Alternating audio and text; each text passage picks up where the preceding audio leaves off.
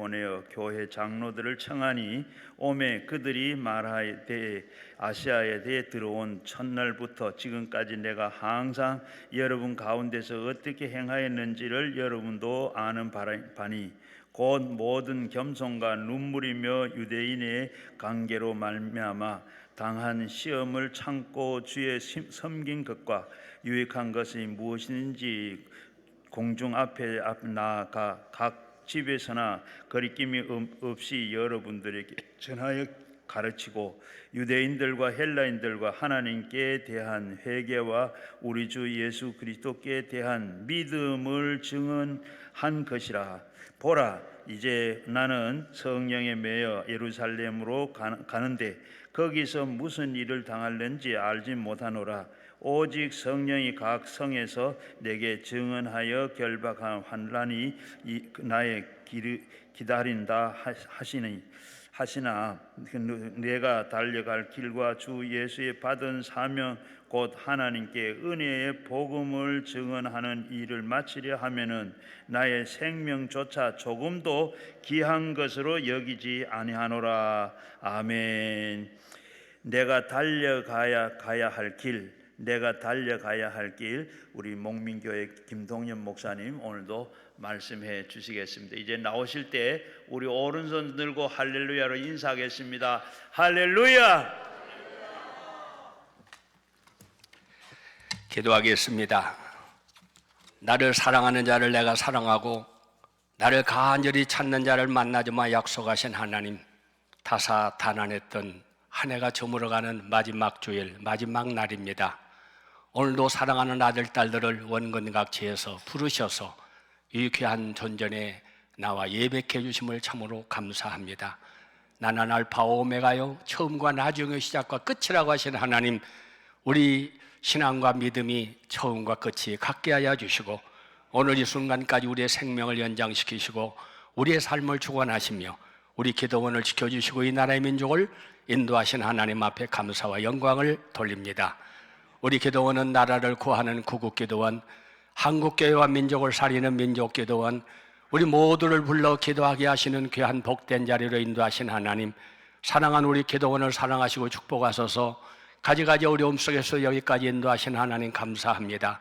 사랑하는 원장님과 모든 종들을 붙들어 주시고 가지가지 어려움 속에서 승리케 하신 하나님, 그 하나님의 놀라운 능력과 은혜가 금년 한 해뿐만 아니라 주님 오실 때까지 변함없는 우리 기도원 되게 하여 주시옵소서. 특별히 지금은 특별 연말 연시의 성회가 시작되고 있습니다. 수많은 종들이 와서 말씀 증거할 때마다 기적과 역사들이 일어나게 하시고 찾아나와 기도하는 아들, 딸들이 응답받고 해결받고 능력받고 권능받고 성령받는 복된 시간들이 되게 만들어 주시옵소서. 주여 이 나라의 민족을 지켜주셔서 금년 한 해도 전쟁으로 기근으로 지진으로 수많은 어려움이 들려오는 세상 속에서도 이 나라의 민족을 지켜주신 하나님 참으로 감사합니다. 주여 이 나라의 민족이 말세에 세계를 선교하는 제사장 나라 되게 만들어 주시옵소서. 특별히 나라를 이끌고 가는 위정자들의 마음속에 하나님을 경외하고 백성을 바른 길로 인도할 수 있는 지혜를 허락해 주시기를 바라고 원하며 이 민족이 말세에 세계를 선교하는 제사장 나라, 세계를 살리는 하나님의 백성들이 되게 만들어 주옵소서. 북녘에 죽어가는 내 동포들 하루속히 복음으로 하나 되는 날이 다가오게 하시고 이 민족을 통하여 세계를 선교하기 위하여 파송되어진 사랑하는 수많은 선교사님들 오늘도 어려운 자리에서도 승리하는 복된 날이 되게 만들어 주시옵소서.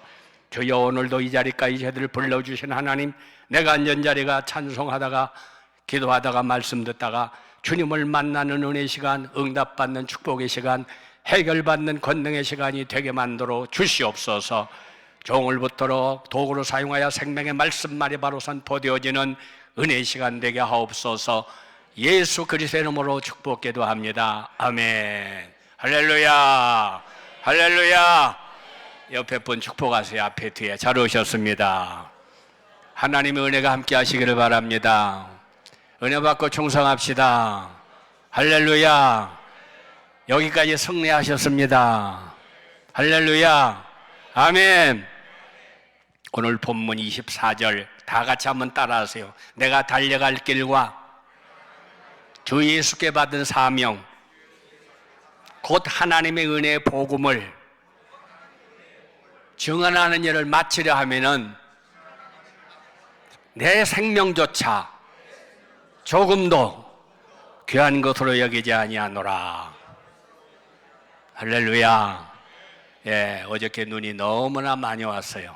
그래서 오늘 기도는 어떻게 갈까 기도 많이 했는데 하나님 은혜로 비를 내려주셔서 도로가 다 녹아서 여러분들도 은혜 가운데 잘 오신 줄로 믿습니다.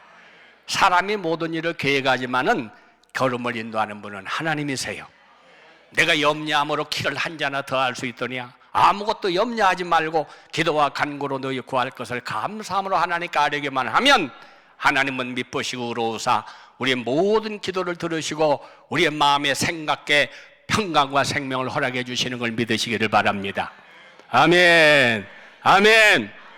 오늘은 2023년 마지막 날이면서 마지막 주일입니다.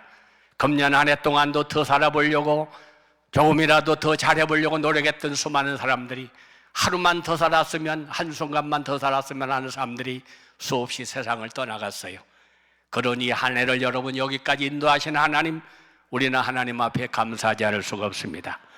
올해 한 해도 가지가지 어려움 속에서도 저와 여러분들을 여기까지 인도해 주시고 또 뿐만 아니라 새해에도 함께 하시는 임마누엘의 하나님, 우리의 가는 길을 인도하시고 더 좋은 곳으로 예비하며 기다리고 가시는 여호와 이레의 하나님, 우리 모든 하나님 앞에 다시 한번 영광과 감사와 찬송을 드리겠습니다. 할렐루야, 할렐루야, 아멘. 지금까지 지내온 것 주님의 크신 은혜일세. 생각해보면 뒤돌아보면 순간도 때마다 일마다 분초마다 하나님 은혜가 아닌 것이 아무것도 없었어요. 사랑하는 여러분, 내가 여기까지 지금 살아온 것도 내 노력도 아니고 내 수고도 아니고 내 방법도 아니었어요. 모두가 하나님의 은혜였습니다.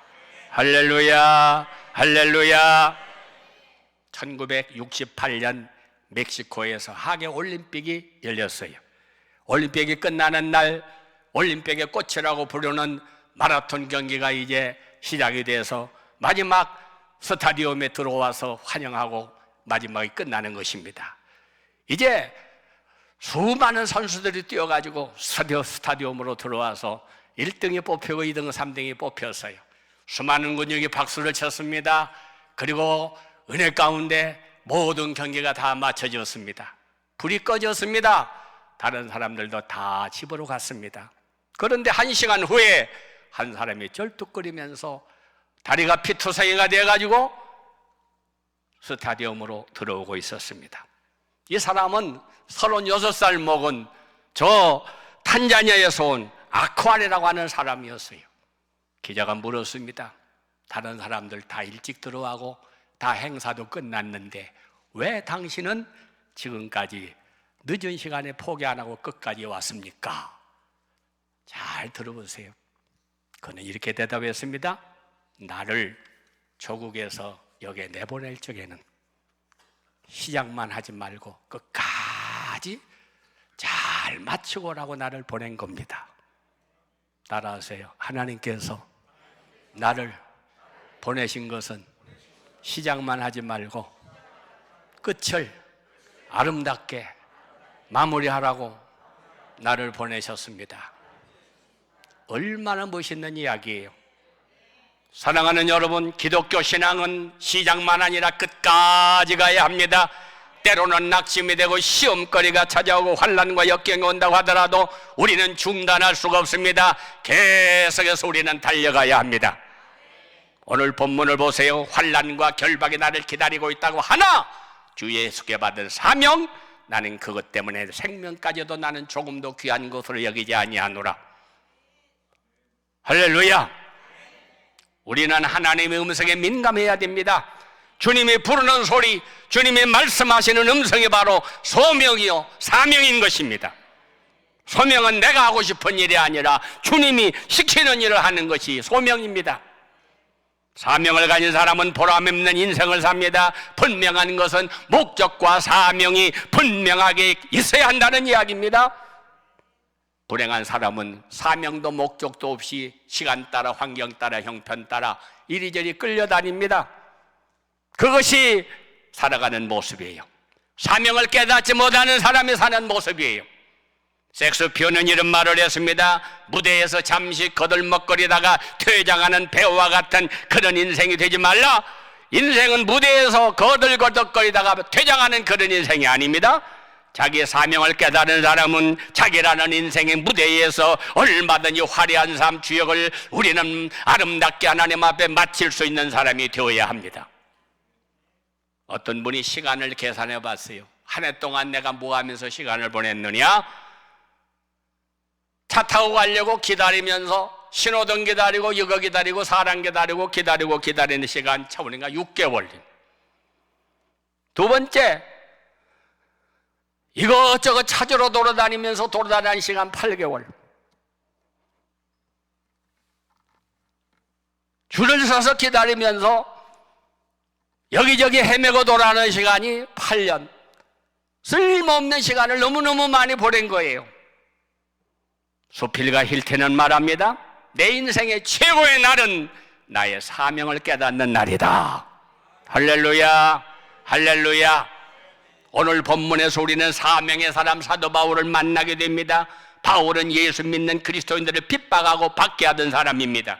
다메섹으로 가던 상황 속에 그는 하나님의 음성을 듣고 회심하게 되었습니다. 전도자의 사명을 받아 수많은 나라를 돌아다니며 복음을 전했습니다.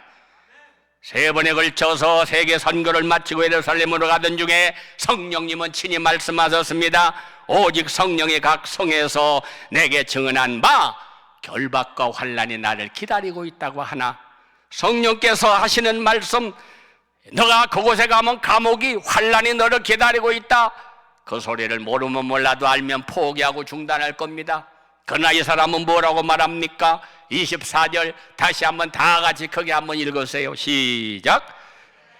내가 달려갈 길과 주 예수께 받은 사명, 그 하나님의 은혜 복음을 증언한 일을 마치라 하면은 나의 생명조차 조금도 귀한 것으로 여기지 아니하노라. 할렐루야, 할렐루야.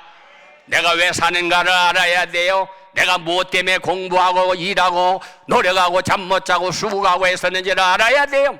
목적이 없는 삶을 살아서는 아무리 부지런해도 아무리 열심히 살았어도 의미가 없는 것입니다. 사도 바울의 선교 직전에 쓴 디모데 후서에는 이렇게 고백하고 있습니다. 디모데후서 4장 7절 다 같이 한번 따라하세요. 나는 선한 싸움을 싸우고 나의 달려갈 길을 마치고 믿음을 지켰노라. 할렐루야. 사랑하는 여러분, 이 세상에서 살다가 우리는 떠나갈 때 한 사람도 다 행복하게 살았다는 사람 없어요. 더 못 살아서 아등바등하면서 주신 은혜는 감사한 건 다 잃어버리고 원망과 불평만 하다 세상을 떠나갑니다. 저희 모친이 100살이 넘어서 돌아가셨는데 평생 동안 아파 보시지 않았어요. 눈이 어두워서 안경 쓰고 귀가 어두워서 뭘 꽂고 이빨이 약해서 틀니 박아본 적도 없어요. 건강하게 살으셔서 평생. 마지막 병원에 입원해서 돌아가시면서 마지막 말 남긴 말, 하나님 행복하게 살았습니다. 하나님 주신 은혜로 행복하게 살았습니다. 우리 모든 교인들 예수 다 잘 믿고 하나라서 만나게 해주세요. 그리고 세상 떠났어요. 사랑하는 여러분, 나의 종말이 온다면 여러분 무슨 말을 남기고 가시겠습니까? 준비하세요. 지금도 생각도 안 나는데 죽을 때 생각나겠어요? 네? 미리 준비하세요. 내가 이 말은 남기고 가야 되겠다. 사도 바울이 마지막 남긴 말, 타와라, 멋있는 말이에요. 오늘 이 말이 금년 한 해를 마치는 오늘 거룩하고 복된 이 시간, 저와 여러분들의 신앙 고백이 될 수 있기를 바랍니다. 다시 한번 따라하세요. 나는 선한 싸움을 다 싸우고 달려갈 길을 마치고 믿음을 지켰노라. 얼마나 아름다운 이야기. 하나님이 나에게 주신 사명 다 마치고, 주님 다 마치고 왔습니다. 그럴 때 천국 문이 열리고 주님 앞에 가서 칭찬과 상급과 면류관이 나에게 쓰여지고 주님과 함께 천년 동안 왕노릇하는 천국에서 영생 복락을 누리는 축복의 주인공이 될 줄로 믿습니다. 할렐루야, 할렐루야. 사도 바울은 몰라서는 예수 믿는 사람을 핍박해서요, 알지 못했을 때는 못된 짓을 많이 했어요. 그러나 주님을 만난 다음에는, 성령의 놀라운 능력을 힘입은 다음에는, 그가 변화되고 새로운 사람 된 다음에는 환난과 결박과 핍박이 온다고 하더라도 굴하지 아니하고, 감옥을 가도 매를 맞아도 돌멩이로 맞아도 죽을 고비를 넘겨서도 그는 하나님 떠나지 않았습니다. 나의 생명을 마치기까지 은혜의 복음을 증가하리라 결심을 하면서 한결같은 삶을 살았습니다. 사랑하는 여러분, 금년 한 해를 살아오시는 동안 얼마나 우리가 변덕이 많았어요. 사람 따라, 환경 따라, 날씨 따라, 기분 따라 들락날락 들락하면서 여기까지 왔습니다. 그러나 우리 하나님은 어저께나 오늘이나 앞으로도 변함없이 저와 여러분을 지켜주셨습니다. 할렐루야. 하나님의 은혜가 아니었더라면 우리가 이 자리에 올 수가 없었어요. 지금까지 살 수도 없었어요. 지금까지 믿음을 가지고 우리가 행동할 수도 없었습니다. 그러므로 오늘 우리는 달려갈 길을 아름답게 마치고 간 사람들을 바라보고 부러워해야 돼요. 배워야 됩니다. 신약 성경을 대표하고 성경을 13권씩이나 쓴 유명한 사도 바울이 어떠한 길을 달려갔을까? 오늘 저는 말씀을 통해서 몇 가지로 은혜 받으면서 한 해를 마무리 짓고 새해를 맞이하고자 합니다. 첫 번째로 다 같이 따라하세요. 처음이나, 입 좀 열으세요. 처음이나 나중에나 충성된 삶을 살았다. 18절 시작. 오매 그들에게 말하되 아시아에서 들어온 첫날부터 지금까지 내가 항상 여러분 가운데서 어떻게 행하였는지를 여러분도 아시는 바입니다. 참 멋있는 얘기 아니에요? 이런 이야기 아무나 할 수 있어요? 여러분도 알다시피 내가 첫날부터 지금까지 어떻게 내가 살아왔는지, 어떻게 말하고 행동했는지 여러분 알고 있지 않습니까? 이렇게 떳떳하게 말할 수 있어요? 누가 알까봐, 누가 말할까봐 두려우며 사는 사람이 얼마나 많아. 사도 바울은 내가 첫날부터 지금까지 어떻게 내가 살아왔는지 여러분이 아시잖아요. 여러분이 보셨잖아요. 얼마나 멋있는 삶이에요. 하루를 살다 죽더라도 좀 이런 멋있는 사명을 가지고 살아가는 저와 여러분이 될 수 있기를 축복합니다. 할렐루야, 할렐루야. 사람은 네 종류의 사람이 있습니다. 처음에는 잘하다가 나중에 점점 못하는 용두삼위형. 머리는 용으로 시작했는데 꼬리는 뱀으로 끝나는 인생. 두 번째입니다. 처음에도 잘했지만 점점 더 잘하는, 믿음도 사업도 생활도 가정도 인생도 처음보다 점점 좋아지는 금상첨화의 인생이 있어요. 세 번째입니다. 처음에는 못하다가 나중에는 잘하는 형이 있습니다. 대기만성의 형. 아멘. 제가 30년 넘게 돕는 선교사가 여러 분 있어요. 저는 오직 아무도 가지 않고 아무도 돌보지 않는 그런 분들을 저한테 보내셔서 선교를 해왔습니다. 그 선교사님이 아무도 갈 수 없는 그러한 저 아프리카, 이분이 교장 선생님 딸이에요. 그런데 그분은 하나님께 기도했습니다. 하나님, 아무도 가지 않는 나라 나 보내주세요. 아무도 가지 않는 나라에 가서 난 복음 전하고 싶어요. 그래서 그분이 찾아간 곳이 사하라 사막. 하늘에는 구름이 없고 땅에는 풀이 없어. 모래벌판. 그런 동네 가서 선교를 하는 분이에요. 누구 하나 선교비 도와주는 사람도 없어. 바닷가 일하러 온 분하고 만나가지고 성경책 펴놓고 촛불 켜놓고 결혼식 했어. 이분이 버는 돈 가지고 선교를 했어요. 여자의 몸으로 그곳에 가가지고 다른 선교사들 들어가서 살 수도 없고 선교할 수도 없는 회교 과격 분자들이 살고 있는 그런 지역에 가서 전도를 했습니다. 사람들이 돌멩이로 던졌습니다. 피투성이가 되었습니다. 그래서 죽었어요. 그런데 정신 나간 사람이 이분을 질질 끌고 집에 가서 물 먹이고 돌봐서 살을 내려줬어요. 눈이 깨어났습니다. 또 가서 전도했습니다. 경찰이 잡아다 감옥에다 집어넣었어요. 거기서 깨어나가지고 또 전도했어요. 그분들이 놀래가지고 내가 당신은 뭘 어떻게 도와주기를 원하냐, 내가 너 어떻게 도와주면 좋겠느냐, 주 예수를 믿어라, 그리하면 너와 내 집이 구원을 받으리라. 놀래가지고 잡아다 갔던 가둔 경찰들, 돌맹했던 인생들이 모여가지고 시작된 게 교회예요. 사도행전 나오는 이야기 같지 않습니까? 그렇게 해서 선교하던 분이에요. 그 남편이 바닷가에서 일하다가 돈 벌어오는 거 가지고 선교했는데 사고가 나가지고 돌아가셨어. 그래서 빨간 아이 하나를 안고 양양 강원도에 장례식하고 가다가 저를 찾아와서 목사님 저를 돌봐주세요. 그래서 그때부터 시작해서 지금 30년이 넘게 저는 그분을 위해 매일 기도하면서 선교한 데 지원하고 있습니다. 그분에게 아들이 하나 있어요.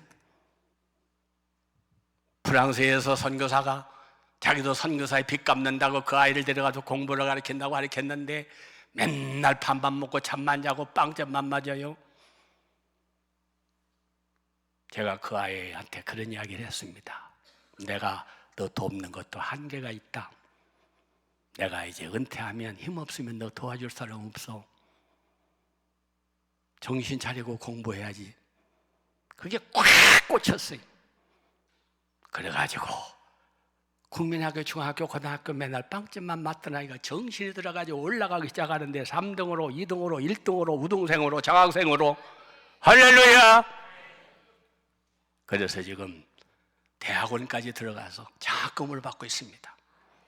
사랑하는 여러분, 시작은 미약하지만 나중에 점점 창대해지는 여러분의 신앙도, 여러분의 가정도, 여러분의 사업도, 여러분의 자녀들도, 여러분의 재단도, 우리나라의 민족도 이런 축복이 함께 하시기를 바랍니다.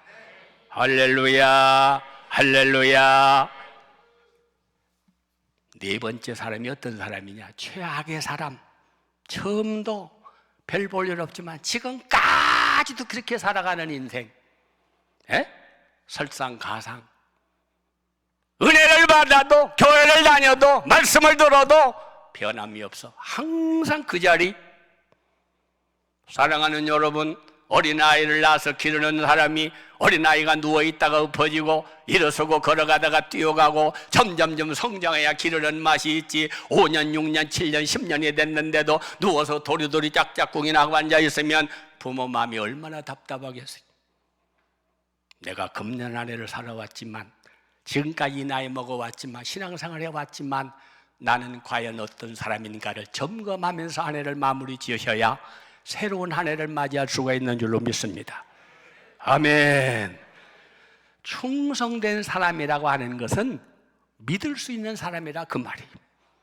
하나님이 나를 충성되게 여겨 나에게 사명을 맡기셨다. 할렐루야. 아멘. 아멘. 직장에서 일하는 사람이 주인이 있으면 열심히 일하고 주인이 없으면 안 하고, 누가 보면 하고 안 보면 안 하고, 알아주면 하고 안 알아주면 안 하고, 주문해주고 박수치면 하고 안 알아주면 안 하고.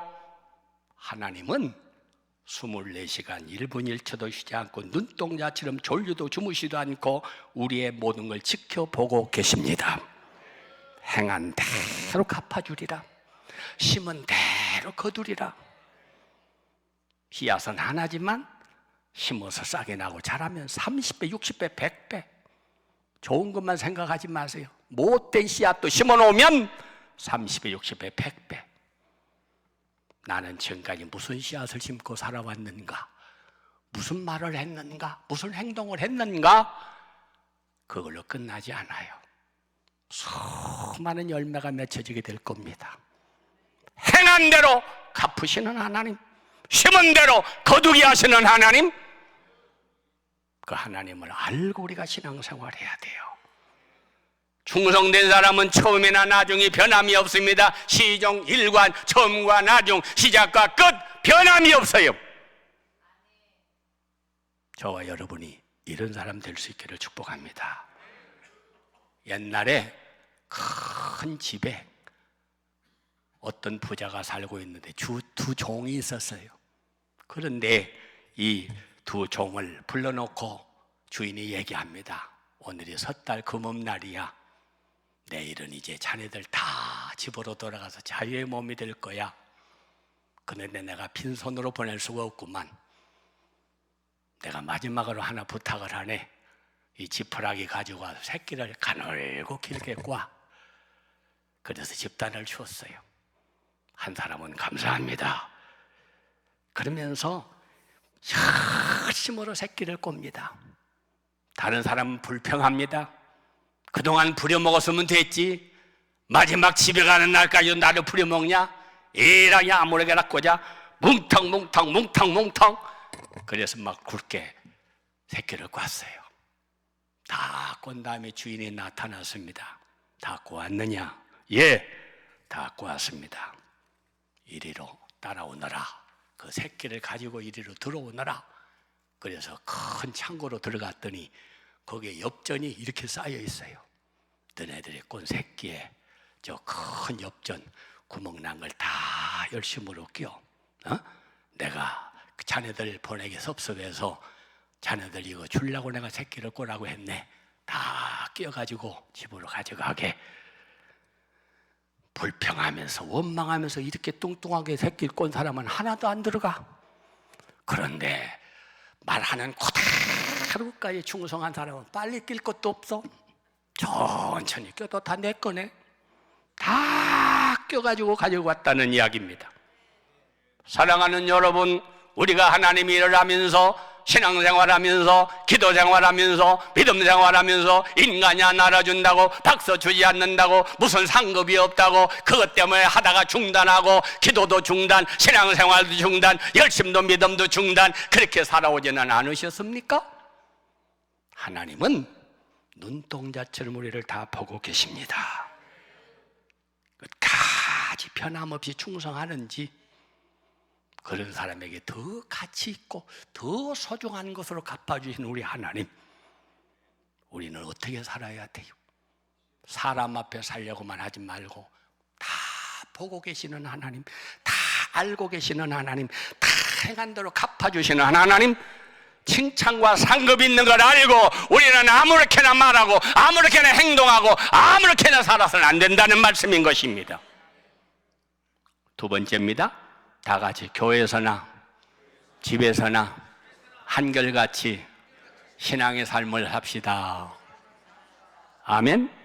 자, 20절 읽어요. 20절 따라하세요. 유익한 것은 무엇이든지 공중 앞에서나 크게 각 집에서나 거리낌 없이 여러분에게 전하여 가르쳤습니다.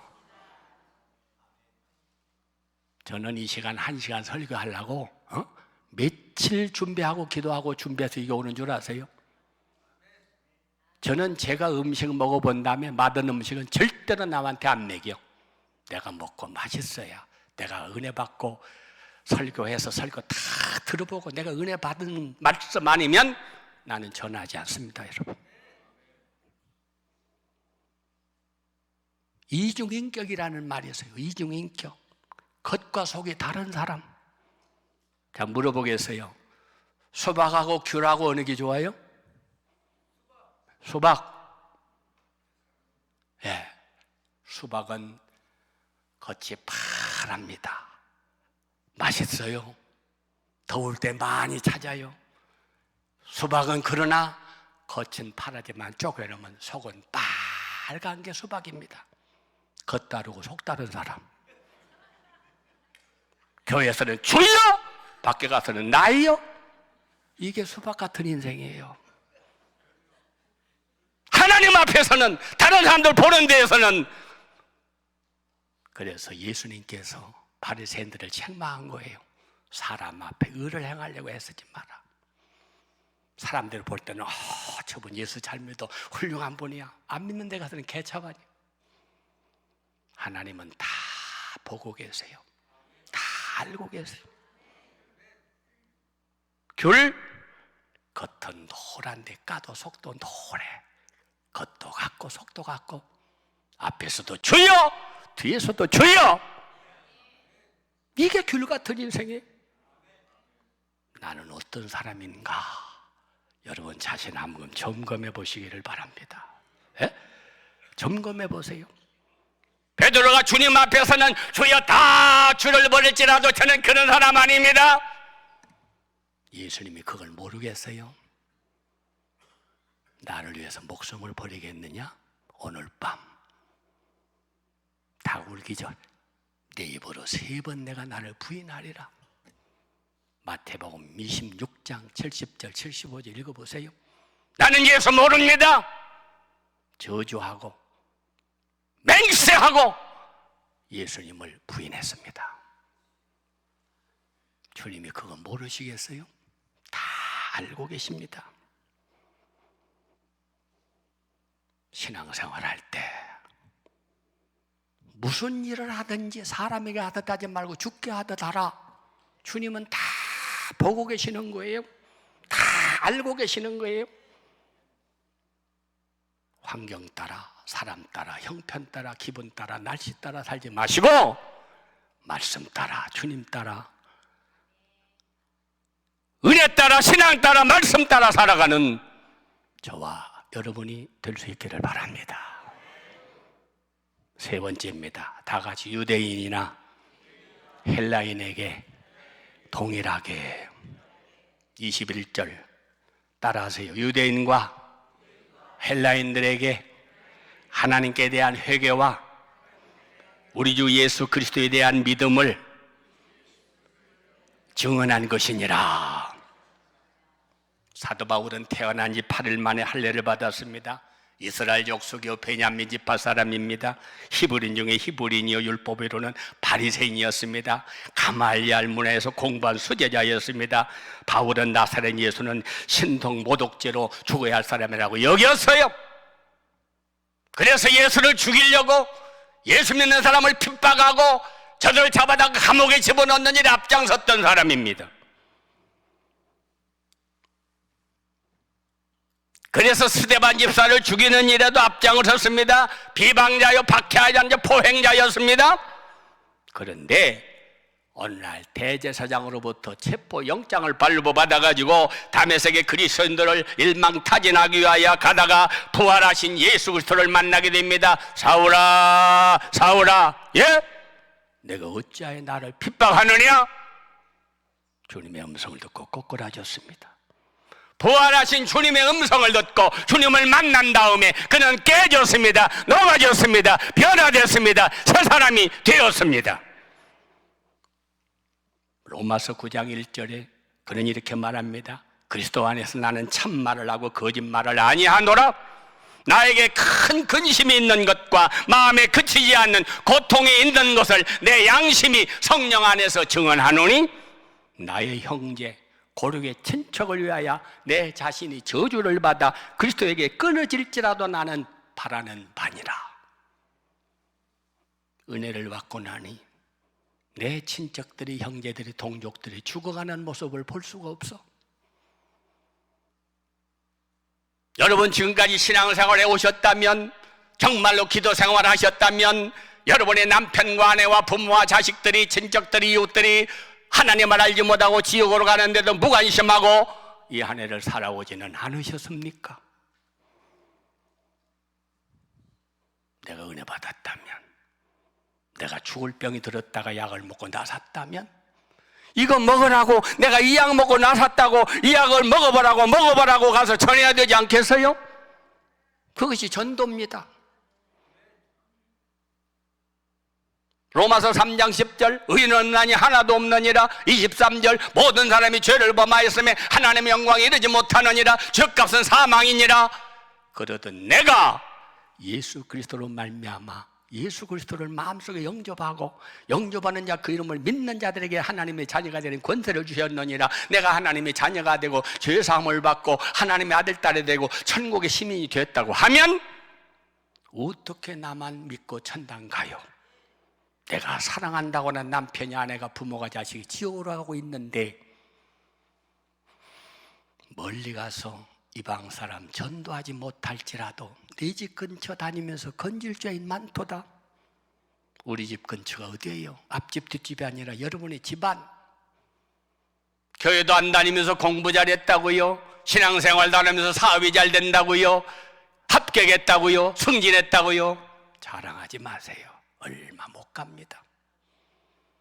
예수 잃어버린 다음에 얻은 것은 얻은 게 아니고 다 잃어버린 거야. 그러나 예수님 때문에 잃어버린 건 다 회복되는 것입니다. 할렐루야! 할렐루야! 예수님은 이 땅에 오셔서 저와 여러분들의 죄를 위하여 십자가에 못을 박히셨습니다. 머리에는 가시관으로, 손발에는 못으로, 옆구리에는 창으로 물과 피를 쏟아가면서 죽으셨습니다. 우리는 죽은 예수님만 믿는 게 아니에요. 말씀대로 사흘 만에 살아났느니라.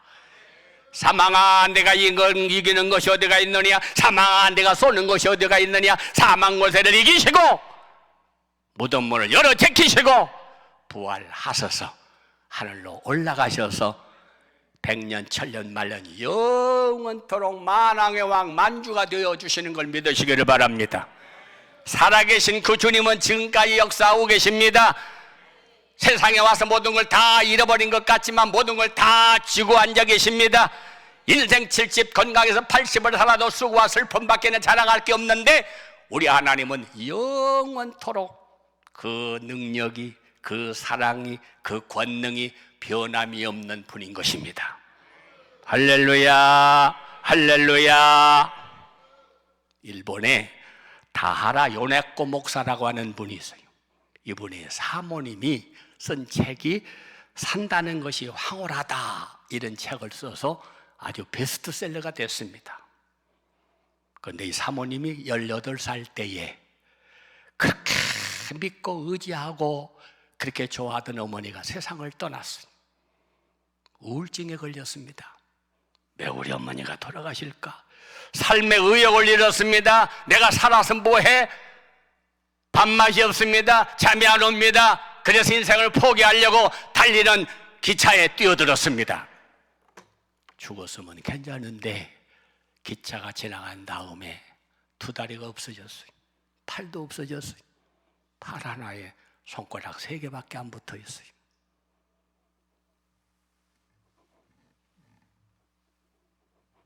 내가 이렇게 살아서 뭐하냐? 차라리 죽는 게 낫지. 그래서 수면제를 모고 모아서 그걸 먹고 몰래 모으기 시작했어요. 죽기만을 기다렸어요. 근데 어느 날 선교사가 와서 전도를 합니다. 우리 육신은 늙어가고 병들어가고 죽어가지만 인생 70 건강해서 80밖에 못 사는 세상이지만 예수 믿으면 백년 천년 만년 영생 복락을 누립니다. 천국에 소망이 있습니다. 영생이 있습니다. 축복이 있습니다. 이걸 위해 살아야 합니다. 육신보다는 영혼, 현실보다는 미래, 우리는 그 주님을 붙들고 살아야 합니다. 그래서 성경을 전해줬어요. 성경을 펴보니까 고린도 후서 5장 17절이 눈에 들어옵니다. 누구든지 그리스도 안에 있으면 새로운 피조물이라. 이전 것은 지나갔으니 보라 새 것이 되었도다. 나는 다리도 없고 팔도 없고 죽었으면 좋겠다고 생각했던 그 마음속에 주님이 찾아오셨습니다. 내가 너를 사랑하노라, 내가 너와 함께하노라, 내가 너를 도와주노라. 다시 살아나야 되겠다. 나도 살아야 되겠다. 그런 열망이 불타오르기 시작했어요. 주님 이제서 살아서 뭐합니까? 절망에 처한 이웃들에게 복음을 전해라. 너보다 더 어려운 사람들이 세상에는 얼마든지 많이 살고 있다. 너보다 더 어려운 가운데서도 기쁨으로 영생을 누리면서 희망을 가지고 생명을 전하는 사람들이 세상에 많다. 그래서 희망을 가졌어요. 그러면서 나는 다 없지만 팔 하나가 있잖아요. 말할 수 있잖아요. 생명이 붙어 있잖아요. 내 속에 예수가 계시잖아요. 그분은 세상 나를 떠나지 않아요. 그분은 나와 함께 하세요. 그분은 나를 도와주세요. 그분은 세상 끝날까지 나와 함께 계세요. 할렐루야. 열심으로 전도하기 시작했습니다. 놀라운 일이 벌어졌습니다. 선교사와 함께 와서 전도를 하던 청년 타하라 아키도시라고 하는 사람이 말했습니다. 이렇게 변화돼 가지고 너무나 기쁨으로 그리스도를 증거하는 이 사람한테 그만 반했어요. 그래가지고 그분과 함께 결혼을 했습니다. 주의 종이 됐습니다. 함께 사역을 해나갑니다. 거룩함을 꾼 꿈을 가지고 전도자로 살았습니다. 산다는 것이 이렇게 행복하구나. 겉사람은 후패하지만 속사람은 새로워집니다. 이 세상은 끝나가지만 천국은 영원한 생명, 영원한 축복, 영원한 소망. 그래서 그는 글을 썼어요. 산다는 것이 너무나 황홀하구나. 그래서 그 책이 베스트셀러가 돼가지고 수많은 사람들이 은혜 받은 책입니다. 사랑하는 여러분, 환경이 좋아야, 내 뜻대로 돼야, 돈을 잘 벌어야, 땅을 사고 건물을 사야, 자식이 합격하고 결혼을 잘해야 그게 행복입니까? 암만 잘 돼도 그거 한 가지 가지고 행복한 건 아니에요. 결혼 못하는 사람이 결혼을 했어도 애를 못 낳으면, 애를 낳았어도 애가 병들면, 그 아이가 잘못되면 수없는 시련과 고난과 어려움이 우리 앞에는 가면 갈수록 많아요. 우리 하나님은 그때마다 우리를 도와주시고 지켜주시고 살려주시고 붙들어주시고 축복해주시고 은혜를 베풀고 떠나지 않는 주님이신 것입니다. 할렐루야! 그래서 사람 의지하지 말고, 세상 의지하지 말고, 물질 의지하지 말고 영원히 편찮은 그분을 만나기만 하면, 그분을 만나기만 하면, 비록 내가 약할지라도 약한 자를 붙들어 강하게 하시는 하나님, 제가 비록 모자랄지라도 모자란 사람 통해 가지고 지혜 있는 자를 부끄럽게 하시는 하나님, 내가 무능할지라도 무능한 사람을 붙들어 가지고 위대하게 쓰시는 하나님, 그 놀라운 역사가 임하게 될 줄로 믿습니다. 이분은 두 다리가 없고 팔이 없고 손가락 세 개밖에 붙이지 않는 몸이지만은 언제나 전도하면서 이렇게 말합니다. 힘내세요, 힘내세요. 하나님은 장애자도 사랑하십니다. 나 같은 사람도 이렇게 결혼하고 자식을 낳고 이렇게 사모로서 위대한 삶을 살아가고 있잖아요. 당신은 두 다리 두 팔이 있잖아요. 당신은 가정이 멀쩡하잖아요. 예수 믿고 신앙생활하면 하나님은 우리를 이렇게 도와주십니다. 그 하나님을 믿고 영원한 소망을 가지십시다. 그분은 떠나지 않아요. 그분은 언제나 나를 도와주세요. 환경 따라 형편 따라 변하는 분이 아니에요. 그리스도를 증거하면서 하나님이 당신의 목적을 따라 살면 여전히 지금도 우리를 붙들어 주시고 위대하게 하시고 하나님의 역사를 이루어 가시는 걸 믿으시기를 바랍니다. 할렐루야, 할렐루야. 하나님은 우리가 십자가 사랑을 경험하기를 원하십니다. 체험적인 신앙, 기도를 해도 신앙생활해도 체험적인 신앙생활 해야 돼요. 하나님은 살아계시는구나, 하나님은 나와 함께 하시는구나, 하나님이 도와주셨구나, 하나님은 나를 버리지 않으시는구나, 하나님은 내 길을 들으시는구나. 이걸 깨닫고 살아가는 자체가 행복이고 축복인 걸 믿으시기를 바랍니다. 아멘. 하나님의 소원이 뭐냐? 디모데 전서 2장 4절 다 같이 따라하세요. 하나님은 모든 사람이 구원을 받으며 진리를 아는데 이르기를 원하시느니라. 하나님의 소원은 여러분만 복받는 걸 원하지 않아요. 여러분 때문에 여러분의 남편, 아내, 부모, 자녀들, 나 때문에 친척, 친구들, 나 때문에 이 나라의 민족, 우리나라 때문에 다른 나라 사람 모두가 다 복받기를 원하고 계시는 것입니다. 우리가 멀리 아프리카까지 선거지로 가지는 못한다 할지라도 내 집 근처 다니면서 건질 죄인 많도다. 나 때문에 한 사람이 주님 앞으로 돌아오고, 나 때문에 한 사람이 지옥으로 가는 인생의 한 나라로 돌아오고, 나 때문에 하나님 앞에 바로 된다고 하면은 그거보다 더 위대한 역사는 없는 것입니다. 아멘. 저는 세례 줄 때 그냥 문답만 하고 세례 주지 않고 공부를 시켜요. 그래서 마지막에 간증문을 써내게 했습니다. 그래서 마지막 세례 받는 날 자기 식구들, 전도한 사람, 친구들, 친척들 다 데리고 온 앞에 나와서 간증을 해요. 그 간증을 한 다음에 거기서 세례를 주고 꽃다발을 주고 환영식을 하고 성찬식까지 합니다. 어떤 할머니가 이런 이야기를 해요. 제가 영동에서 참 부자로 살았습니다. 근데 며느리, 좋은 며느리 본다고 들어왔는데 며느리가 카드병에 걸려가지고 얼마나 긁어대는지 500만 원 버는 집에 5천만 원을 쓰는 거예요. 집에 살아남겠어요? 폭망해서. 그래가지고 잘 살더니 망해가지고 우리 동네 와서 지하실에 살아. 나무나 팍팍하니까 이 노인네가 자살을 하려고 목을 매달아 죽으려고 다리를 놓고 올라가서 목을 걸려고 그러는데 띵동 띵동 자꾸 누가 배를 누르는 거예요. 그래서 걸으면 띵동 하니까 빠지고 띵동 하니까 빠지고. 그래서 누가 이렇게 나 죽으려고 그러는데 와서 배를 누를까? 가서 문을 열어줬대요. 그랬더니 우리 교회 권사님 한 분이 전도제 가지고 와서 문을 열으니까 발을 하나 딱 집어넣었어. 문 못 닫게. 그러고 전도제를 주면서 예수 믿고 죽어야 찬단가요? 예수 믿고 죽어야 찬단가요? 이 이야기를 아무나 들으면 별소리 아니잖아, 별거 아니잖아. 그런데 이 사람은 예수 믿고 죽어야 천당가요? 예수 안 믿고 죽으면 지옥 가요? 그냥 그 말이 화살처럼 꽉 박힌 거예요. 그래서 전도제 받아가지고 들어와서 이분이 자살하려다가 포기하고 교회로 나왔어요. 그래서 말씀을 듣고 은혜를 받았어요.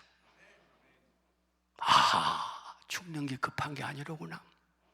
죽어서 지옥에 떨어져서 불구덩이 들어가 10년, 100년, 1000년, 만년 영원토록 고통당하는 그런 인생이 아니라 예수 믿고 죽어야 지옥 안 가는구나. 그래서 제가 이렇게 예수 믿고 오늘 세례를 받게 되었습니다. 할렐루야! 할렐루야! 내가 전도하는 전도지 한 장이 내가 말하는 그 한마디 때문에 지옥 가는 인생이 천국으로 가고 망할 수밖에 없는 사람이 영생을 얻고 마귀의 자녀가 하나님의 자녀로 된다고 하는 것 얼마나 큰 축복입니까? 사랑하는 여러분, 반드시 여러분들 기도하세요. 아직도 내 남편이나 아내나 부모나 자식이 예수 믿지 않고 있는가? 딴 것만 잘했다고 자랑할 것도 없고 내세울 것도 없어요. 예수가 없는 영혼은 죽은 영혼, 나로 맘지 않고는 아버지께로 갈 자가 없느니라. 예수 외에는 구원도 영생도 축복도 없는 것입니다. 그 영혼들을 위해서 기도하시고 그 영혼들을 위해서 간구하시면 한 생명이라도 잃어버리는 건 아버지의 뜻이 아니에요. 다른 기도는 모르지만 생명을 구원하는 그 기도는 반드시 이루어지는 날이 오는 것입니다. 할렐루야! 네 번째입니다. 다 같이 은이나 금을 끝까지 탐내지 않았습니다. 사도 바울은 은이나 금을 탐내지 않았어. 물질 때문에 예수 버리고 물질 때문에 교회 안 가고 물질 때문에 신앙 잃어버리지 않았다 그 말이. 디모데전서 6장 10절 다 같이 한번 따라하세요. 돈을 사랑함이 일만하게 뿌리가 되나니 이것을 탐내는 자들은 미혹을 받아 믿음에서 떠나 많은 근심으로써 자기를 찔렀도다. 예수 따라다니면 뭐해? 주님이 제자가 되면 뭐해? 직분 받고 사명 받으면 뭐해? 돈 준다고 그러니까 나를 건져주시고 사명을 맡겨주시고 나를 지금까지 쓰신 예수님도 팔아먹었어. 은 30냥 준다고 그러니까 여러분 그 돈 받아가지고 가르려다가 부자 됐습니까? 마음이 괴로워서 도로 갖다 줬잖아요. 예수님 도로 내놓으세요. 내놔요? 예수님 십자가에 못 박아 돌아가셨어. 예수 잃어버려, 돈 잃어버려, 양심 잃어버려, 신앙 잃어버려, 믿음 잃어버려, 천국 잃어버려. 목을 매달아 자살을 해서 땅에 떨어졌는데 배가 터져 창자가 흘러나왔더라. 사도행전 1장 18절 이하에 있는 말씀이에요. 어떻게 예수 믿는다면서, 어떻게 주님의 제자라면서, 어떻게 주님 3년 동안 따라다니면서 직분 받았다면서 결국은 물질 때문에 그렇게 망하고 말아? 명심하시기를 바랍니다, 여러분. 얼마든지 돈 때문에 예수 팔아먹고 신앙 양심 팔아먹고 믿음 팔아먹고 기도 팔아먹고 얼마나 많은지 몰라요? 그 물질이 나를 살릴 것 같아요? 나에게 행복을 줄 것 같아요? 나에게 기쁨을 줄 것 같아요? 천만에요. 그것 때문에 다 잃어버린 겁니다. 아가는 광야 40년 동안 탐심이 없었습니다. 그러나 여리고 전투 때에 참여하면서 견물생심의 유혹을 이겨내지 못하고 신할산의 아름다운 외투 한 벌, 은금을 보고 탐내어 장막 속에 땅에 갔다가 숨겨놨습니다. 아간의 범죄는 집안뿐만 아니라 아이성의 전투에서 패배를 쓰게 만들었습니다. 엘리사의 종 게하시는 나만 장군의 선물을 탐내다가 나만은 문둥병에 나가갔지만 그 문둥병에 걸려 죽을 때까지 문둥으로 살았습니다. 초대교회 기둥같이 신실한 부부였던 아나니아 삽비라도 재산을 팔아바친 아름다운 헌신을 하다가 성령을 속이는 죄로 같은 날 두 부부가 죽임을 당하고 말았습니다. 시작은 아름다웠지만 마지막이 다 비참하게 끝난 사람들입니다.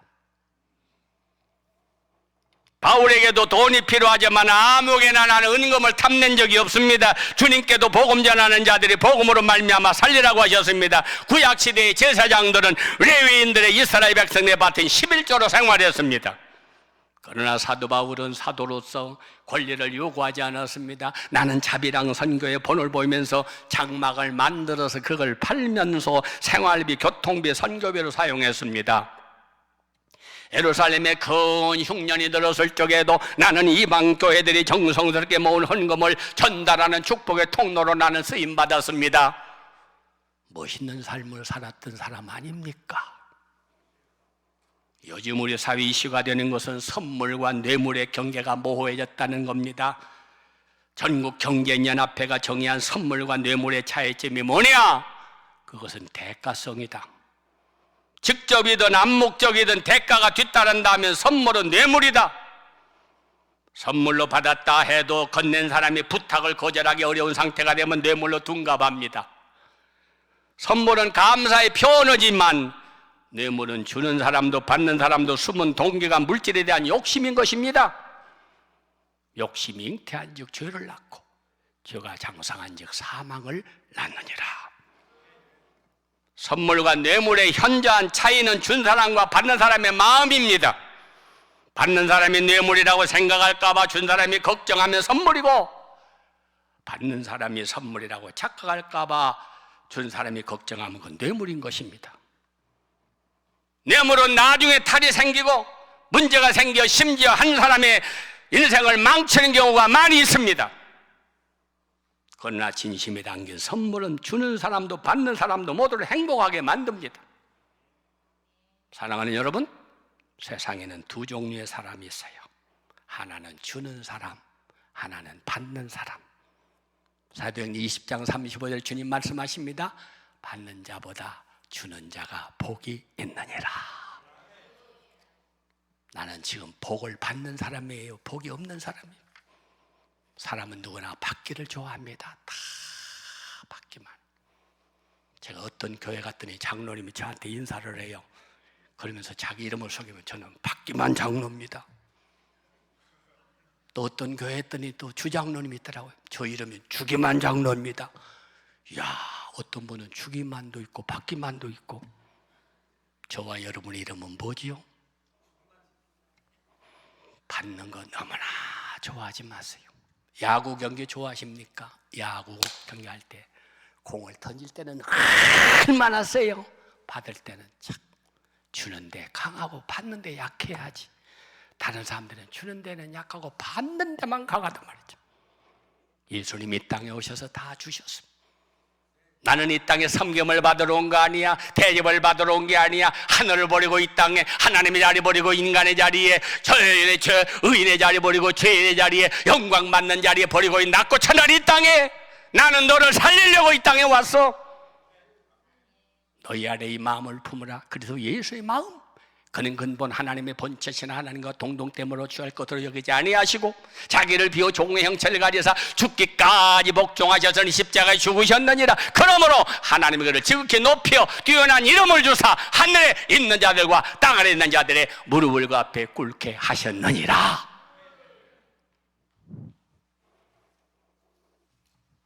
어떤 남자가 최신식 자전거를 사서 닦고 있었어요. 어떤 아이가 오더니, 아저씨, 저 아저씨 자전거 비싼 거지요? 그럼 좋지요. 그럼 좋지. 부러운 눈으로 바라봅니다. 그 아저씨가 물어봤어요.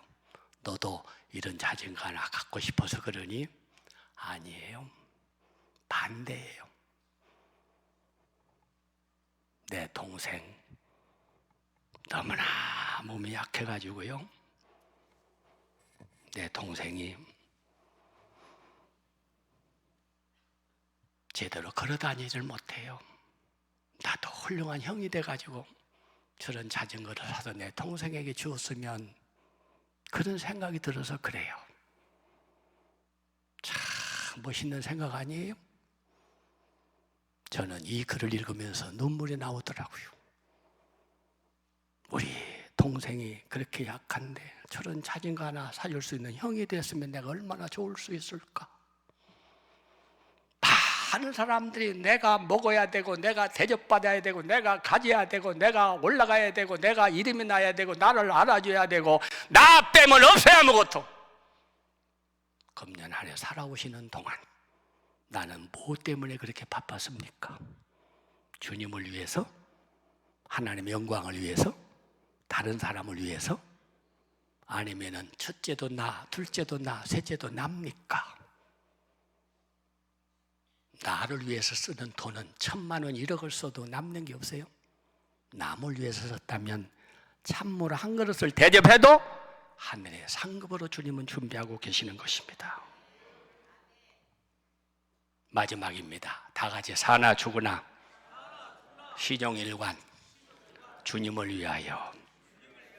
로마서 14장 8절 따라하세요. 우리가 살아도 주를 위하여 살고 죽어도 주를 위하여 죽나니 사나 죽으나 우리는 주님의 것이로다. 할렐루야, 할렐루야. 여러분도 들어서 잘 아시는 100세 인생이라는 노래가 있지요. 60세의 저 세상에서 날 데려오거든 아직 젊어서 못 간다고 해라. 70세의 저 세상에서 날 데려오거든 아직도 할 일이 남아서 못 간다고 해라. 80세에 날 데려오거든 아직은 쓸만해서 못 간다고 해라. 90세에 날 데려오려고 하거든 알아서 갈 테니 재촉하지 말라고 해라. 100세에 나를 데려오거든 좋은 날 봐서 좋은 시절에 내가 간다고 해라. 건강 100세, 행복 100세를 말하지만 모두가 밥만 먹으면 병원에 가고 약 먹고 주사 맞고 오래 살려고 노력은 하지만 오래 사는 시간이 과연 하나님의 영광을 위한 시간입니까? 영생을 준비하기 위한 시간입니까? 남에게 은혜와 덕을 끼치는 시간입니까? 생명을 살리는 시간입니까? 그저 연명만 하다가 오래 사는 게 사는 것이 아닙니다, 여러분. 누가 오래 사는 사람이냐? 예수님은 33년밖에 살지 않으셨어요. 그러나 요한복음 21장 마지막 절을 보면 주님이 하신 일이 너무나 많아 세상에 기록하면 그 책을 세상에 둘 데가 없다. 누가 위대한 삶이에요. 성경에 대표적으로 나이 많이 먹은 사람이 무두셀라입니다. 969살을 살았습니다. 그가 남긴 건 아무것도 없어. 예수님은 33년을 살았지만 아버지 다 이루었습니다. 유명한 철학자 키엘케고르는 22살 때 일기문에서 세계가 다 무너져도 내가 붙들고 있는 진리, 그것을 위해 내가 살고 그것을 위해 내가 죽을 수 있는 진리가 나에게 있다. 그걸 발견하는 사람이 의미 있는 사람을 사는 거다 그랬어. 사랑하는 여러분, 이제 몇 시간 후에 23년의 막은 내려지게 되는 것입니다. 의미 없는 한 해를 아무렇게나 보내고 난 사람이 새로운 새해를 맞이할 수는 없어요. 달력만 새거 걸어놨다고 해서 날짜만 바뀌었다고 해서 새해가 아닙니다. 나의 이런 마음의 자세를 점검하고 사도 바울처럼 정말로 달려갈 길을 마치고 하나님 앞에 서는 그날 자였도다 칭찬 상금 면류관을 받는 저와 여러분이 될 수 있기를 축복합니다. 고마우신 하나님 감사합니다. 나의 간절한 기대와 소망을 따라 아무 일에든지 부끄러워하지 아니하고 지금도 전과 같이 온전히 담대하여 살든지 죽든지 내 몸에서 그리스도가 존귀하게 되기를 원하려나. 이것이 내게 사는 것이 그리스도니 죽는 것도 유익함이니라. 우리의 신앙생활이 용두사미가 아니라 주님 앞에 가는 날까지 시종여일하게 철두철미하게 충성하고 영광을 돌리며 잘하였다 칭찬 축복을 받는 주인공들이 다 되게 하여 주시옵소서. 두 손 번쩍 들고 주여 세 번 부르며 통성을 함께 기도하시겠습니다. 주여, 주여, 주여. 아버지 하나님 고맙고 감사합니다.